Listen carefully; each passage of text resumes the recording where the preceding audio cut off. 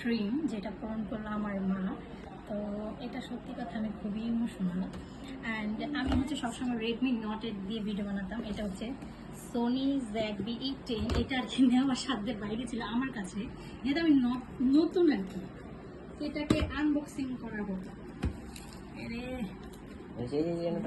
চাই দেখছেন, এটা বলুন না সাধ্যের বাইরে ছিল নতুন হিসেবে। তো এখানে পেয়ে যাবেন প্রথমে আমার ড্রিম ক্যামেরা। জাস্ট মানে এত সুন্দর, মানে আলাদা আমার লেন্সটা কিনা লাগলো না, একসাথে প্রাইসটাও বহু।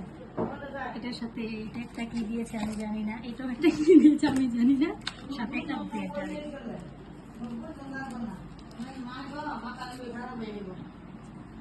এর সাথে আর কি আছে,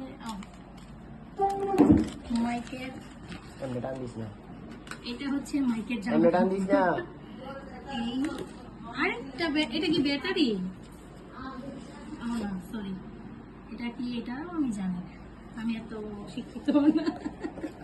তো এই ছিল আমার সেকেন্ড ড্রিম। আর প্রথম ড্রিমটা হচ্ছে আমার HP ল্যাপটপ।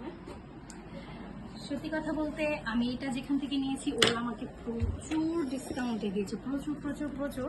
অ্যান্ড ওদের বিহেভিয়ারটা অনেক ভালো ছিল। আমি ওদের পেজটা অবশ্যই মেনশন করে দেবো ল্যাপটপটা।